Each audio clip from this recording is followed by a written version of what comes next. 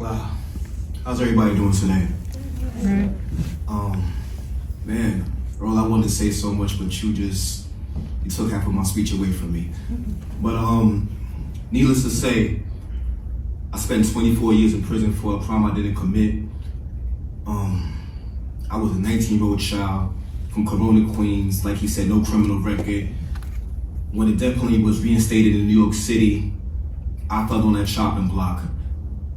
I was a DJ, grandfather, was a reverend in the community, no criminal record. Can you just imagine, I want to play something in your head. Can you just imagine one night, you're sitting in the comfort of your own home, just relaxing. I got arrested on Christmas Eve, 12 o'clock at night, putting the Christmas tree up for my family, wrapping Christmas gifts for my little brother who was 5 years old at the time. And just to think that a person's life can change in the blink of an eye. Just imagine being in the comfort of your own home and somebody calls your home and says, your friend just got arrested. If this is your friend, you're gonna go try to aid to your friend. That's what I did.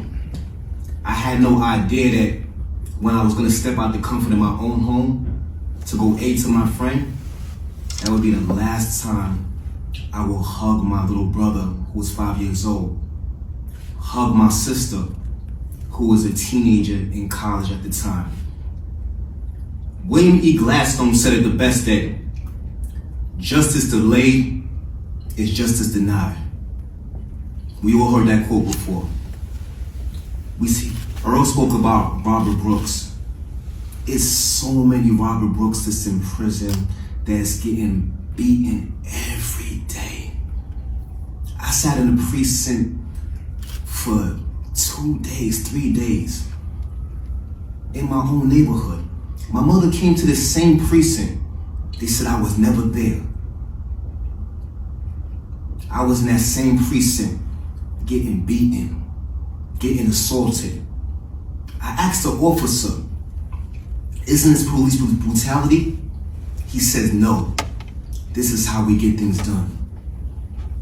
At that time, I felt like I had no rights. I didn't even know my own rights. I didn't understand what a Miranda law meant. I was beaten and coerced to make a statement that while I regret for 24 years of my life. The gravity of that weighs so heavily on me.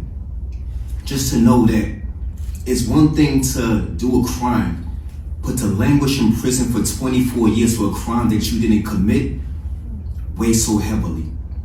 Like Earl said, when they reinstated the death penalty in New York City, Giuliani was calling for the execution of my life. No evidence, no murder weapon, just a lone eyewitness and a jailhouse informant with a rap sheet longer than Manute Ball's arm, saying that I committed this crime. But I never gave up. Even when I had a biased judge against me, my lawyer fought so hard for my innocence. But at the end of the day, when you're a young black man from my community and you have the whole courtroom full of NYPD officers and you have a confession saying that, me on the tape saying that I committed this crime, knowing that when I didn't commit this crime. I had no idea when I was in this police precinct and I mumbled and I said, I'm being framed. I didn't realize it came to the lips of my mouth. But in the back of my mind, all I kept saying is like, why am I being framed? We don't understand the things that God takes us through these levels in life. We don't understand why we go through these atrocities or these injustices. But I knew in my heart, I would never give up. They offered me a cop-out. My cop-out was natural life without parole. I served 24 years in prison. with natural life without parole. I was faced with the death penalty as a 19-year-old kid when a few months ago I was just sitting in the comfort of my own home. I watched in prison. I was on Rikers Island from 1996 to 1999. I watched men get assaulted. I watched men get disfigured. I watched men stab each other up like they're Game of Thrones. And it is mind-blowing. It leaves a mental scar on you. But through all these things I was going through, I said that this can't be life. And I will never give up on my dream to be reacquainted with my family. So it took a 24-year fight. My first facility I went to was Attica Correctional Facility in the 90s as a kid. So if you go to Attica Correctional Facility, back then, we talk about rights, we just talk about prisoners' rights. Back then in the 90s in Attica Correctional Facility, they had no grievance office.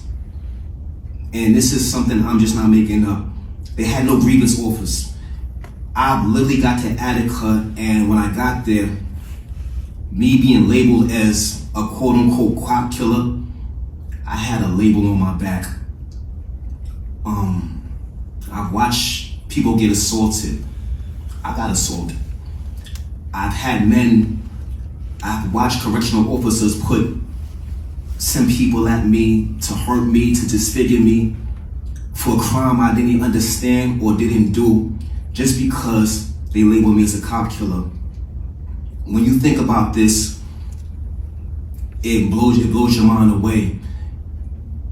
In Attica, they says that when you get there, the officers always tell you that we are the law here. So if you try to file a grievance and you in the correctional facilities, when you file a grievance, you send it to a grievance office. In Attica, the grievance office was closed. So I remember working in the mess hall and going to the grievance office one day, and it was closed. And you had a bag full of grievances, thousands of letters sitting there, unopened, for guys trying to get their grievances out. Mail wasn't going out. I realized it had to be a systematic change. So for 24 years, I created a synopsis about my case, and I literally every week I had my mother mailing this letter out to every law clinic I could actually think about to just get my case out there, to let people know that I'm an innocent man in prison. But nobody really wanted to touch a case with a dead officer. It was taboo at the time. Here's the thing about it. Even though they say it was taboo, in my mind it was never taboo. It was me just saying to myself that I have to fight to get back home to my family. Even when I speak about these things to this day, I get emotional when I think about it. It was a 24-year fight and a 24-year journey. But every day I will be in my cell and I say, today is the day I'm going home. Even when I lost every appeal attempt, direct appeal, I went to the highest court, to the federal courts. They shut me down, but I still never gave up. And so years later down the line, I met a group of attorneys, Mark Lewinsky, Scott Stevenson, and they took on my case pro bono. And I had no idea that at the time in 1997, when they seeked the death penalty against me, that they had evidence that I didn't commit this crime. When I thought about that, it hurted me. It blew me away. I didn't know whether to be angry or upset or happy. I had mixed emotions. But I knew within my heart that it was one day, this is an opportunity I could actually make it back home to my family. Earl took on my case when I got released. He worked on my civil litigation. He didn't just become just an attorney to me, he became a good friend to me. Richard Emery was my other attorney. Didn't become just an attorney to me, he became a good friend to me. And I still go back to these prisons every chance I get. I was in Green Haven from 2001 till I got released. The same halls I used to walk as an inmate, I still go back in there every week, every few months. The reason I go back, because I let God know that I go back to give them motivation. We don't need role models. We need motivation in our prison systems. For everyone sitting in this room right now today, you're here because you believe in a social and systematic change. Earl said the system is broken. We know it's broken. I need you. For the men and women that are incarcerated, they need you. You are our future leaders. You are our future lawyers. You have the ability to go out there and make a systematic change in our system. If you're sitting here right now, whether 4 years, 5 years from now, or when you pass that bar exam, think about what I'm telling you right now. Think about my story. Think about the Robert Brooks that's incarcerated. Think about every man and woman that's incarcerated across America, and that same zeal that you have right now, take that same zeal to that courtrooms and fight for us. Fight for the brothers and sisters who's incarcerated, because we need y'all. I need y'all. I'm not gonna be long and drawn and winded. I'm gonna let you know that, like Martin Luther King says, change is gonna come, but change would not come without work, without due diligence. And this is why all of y'all are here today, because you truly believe that our system is broken. I know our system is broken, but you have to use the tools that you have right now, like plumbers and electricians, work on fixing that system. And I appreciate you giving me the opportunity to come up here and speak right now. And God bless y'all, and continue to good fight.